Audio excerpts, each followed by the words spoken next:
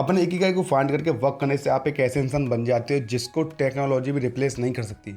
दोस्तों, जापान में एक आइलैंड है जिसका नाम है ओकिनावा, जहाँ पर रहने वाले लोग 100 साल से भी ज़्यादा जीते हैं और 80 से 90 साल वाले लोग हर रोज़ खुशी खुशी उठकर काम पर जाते हैं और मरते दम तक रिटायर होने का नाम नहीं लेते। यानी कि पूरी दुनिया में सबसे लंबी और खुशहाल लाइफ जापान के ओकिनावा में रहने वाले लोग जीते हैं, क्योंकि वो लोग एक फार्मूला यूज करके अपनी लाइफ जीते हैं जिसका नाम है इकिगाई, यानी कि जीने की वजह। जापानीज लोग मानते हैं कि आप किसी न किसी खास मकसद के लिए ही इस दुनिया में आए हुए होते हो और वो मकसद ही आपका इकिगाई होता है। अगर आप अपने इकिगाई यानी कि अपने मकसद के अलावा कोई और काम करते हो तो आपको वो मज़ा नहीं आएगा। आप हमेशा स्ट्रेस में रहेंगे और आपका दिमाग आपके उस मकसद में ही लगा रहेगा। लेकिन इसमें अच्छी बात यह है कि इस दुनिया में कहीं और भी रहने वाला इंसान इस जापानीज फार्मूला का यूज करके अपने इकिगाई यानी कि अपने जीवन के मकसद को फाइंड कर सकता है। जब भी आप अपनी कॉलेज खत्म करके बाहर वर्क करने जाते हो तो आपको एक बहुत बड़ा डिसीजन लेना पड़ता है कि अब आप लाइफ में क्या करोगे। ये डिसीजन लेना बहुत इंपॉर्टेंट होता है, क्योंकि आपकी लाइफ का सबसे ज़्यादा टाइम आप काम करने में स्पेंड करते हो। इसलिए कोई आपसे कहेगा कि तुम्हें जिस काम से खुशी मिलती हो वो करो, कोई कहेगा बेटा तुम जिस काम में अच्छे हो वो करो, कोई कहेगा वो काम कर जिसमें सबसे ज़्यादा पैसे मिले, या फिर कोई कहेगा ऐसा काम कर जिसकी दुनिया को ज़रूरत हो। अब इसमें प्रॉब्लम ये है कि हर कोई इन 4 ऑप्शन में से किसी एक ऑप्शन को ही चूज करने को कहता है, जो कि एक गलत एडवाइस है। इकिगाई इन चारों पार्ट्स का कॉम्बिनेशन है और अगर इनमें से कोई एक भी पार्ट मिस हो तो आपकी लाइफ में क्या प्रॉब्लम्स आ सकती हैं वो हम इस डायग्राम की मदद से समझने वाले हैं। तो फर्स्ट सर्कल है व्हाट यू लव। इसमें वो सारी चीज़ें आती हैं जो आपको करना पसंद है। सेकंड सर्कल है व्हाट यू री गुड इट। इसमें वो सारी चीज़ें आती हैं जो काम आप अच्छी तरह से कर सकते हो। थर्ड है what you can be paid for. इसमें वो सारी चीज़ें आती हैं जिसमें आपके काम के बदले में आपको पैसा मिलता है। एंड लास्ट सर्कल है व्हाट द वर्ल्ड नीड। इसमें वो चीज़ आती हैं जिसकी दुनिया को ज़रूरत है। अब देखो, फर्स्ट और सेकंड सर्कल से आपको आपका पैसा मिलेगा, यानी कि वो चीज़ जो आपको करना पसंद है और आप उसमें अच्छे भी हो तो वो काम होगा आपका पैशन। एग्जाम्पल, नई चीज़ें सीखना और प्रोग्रामिंग करना आपको पसंद है और उस काम को आप अच्छी तरह से कर भी लेते हो, तो यूजफुल नॉलेज पाके प्रोग्रामिंग करके आपका पैशन हुआ। फिर सेकंड और थर्ड सर्कल से आपका प्रोफेशन मिलेगा, यानी कि जिस चीज़ में आप अच्छे हो और उसके बदले में आपको पैसे भी मिले तो वो काम बन जाएगा आपका प्रोफेशनल। एग्जाम्पल, कुछ नया सीख के आपने एक ऐप बनाई जिससे आपको थोड़े बहुत पैसे मिलने भी लगे तो वो काम हो गया आपका प्रोफेशन। और थर्ड और फोर्थ सर्कल से आपको मिलेगा आपका वोकेशन, यानी कि जिस चीज़ के बदले में आपको पैसा मिले और उसी चीज़ की दुनिया को जरूरत हो तो वो काम हुआ आपका वोकेशन। मतलब आपने बनाई ऐप दुनिया की नीड के लिए बेस्ट सूटेबल है तो वो काम हुआ आपका वोकेशन।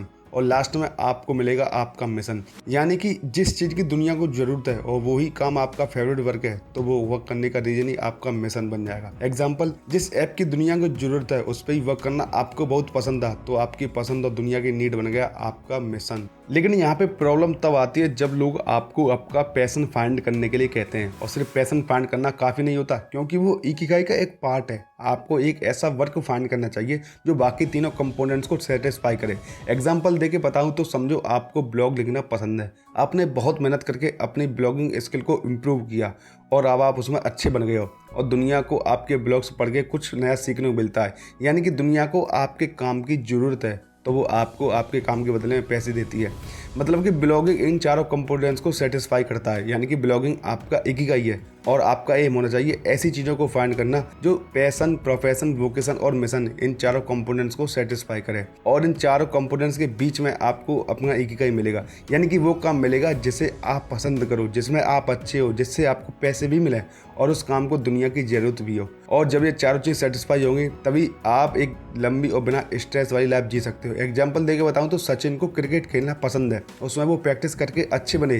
क्रिकेट खेलने से उनको पैसे मिलते हैं और लोगों को उनकी बैटिंग बहुत पसंद भी है, यानी कि दुनिया को उनकी ज़रूरत है। सचिन के लिए क्रिकेट इन चारों पार्ट्स कंपोनेंट्स को सेटिस्फाई करता है, मतलब क्रिकेट सचिन का इकिगाई है। आप जितने भी पॉपुलर लोगों को जानते हो उन्होंने अपने इकिगाई को फाइंड कर लिया होता है और उसकी वजह से ही वो इतने आगे भी रहते हैं। इकिगाई को फाइंड करना बहुत इंपॉर्टेंट होता है, क्योंकि उससे आप अपने काम में फ्लो स्टेट अचीव कर सकते हो। फ्लो स्टेट यानी कि अपने काम में इतना डूब जाना कि कोई दूसरी चीज़ मैटर ही ना करे। और वो फ्लो स्टडी एक्सपर्ट, आर्टिस्ट और जीनियर लोग का पावर होता है। अपने इकिगाई को फाइंड करके उस पर वर्क करने की वजह से ही एप्पल के फाउंडर स्टीव जॉब्स को जापान के आर्टिस्ट और इंजीनियर काफ़ी पसंद थे। जब स्टीव जॉब्स ने 1980 में जापानी सोनी फैक्ट्री को विजिट किया तब उन्होंने उनसे कई सारी नई चीज़ें सीखी और अपनी कंपनी में इम्प्लीमेंट भी करी। और स्टीव जॉब्स को डेली यूनिफॉर्म पहनने का आइडिया भी वहीं से आया था। वर्ल्ड के पॉपुलर एनिमेशन स्टूडियो में से एक जापान के स्टूडियो गिबली के फाउंडर एंड एनिमेशन हायाओ मियाजाकी अपने वर्क में इतने इन्वॉल्व हो जाते हैं कि वो संडे और नेशनल हॉलीडे भी नहीं देखते और पूरे दिन स्टूडियो पर वर्क कर रहे होते हैं। और आज 83 ईयर्स होने की उम्र के बाद भी वो अपने काम से थकते नहीं, क्योंकि उन्होंने अपनी इकिगाई को फाइंड कर लिया है, तो वो उस पर ही वर्क करते हैं।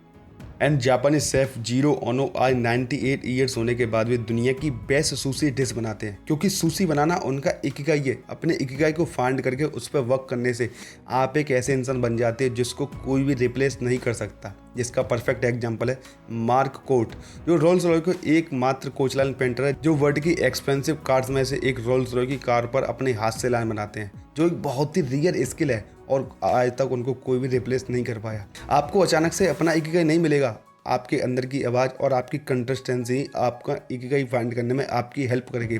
उसके लिए आपको अलग अलग चीज़ें ट्राई करनी पड़ेंगी और क्वेश्चन पूछ के अपने आप को जानना पड़ेगा।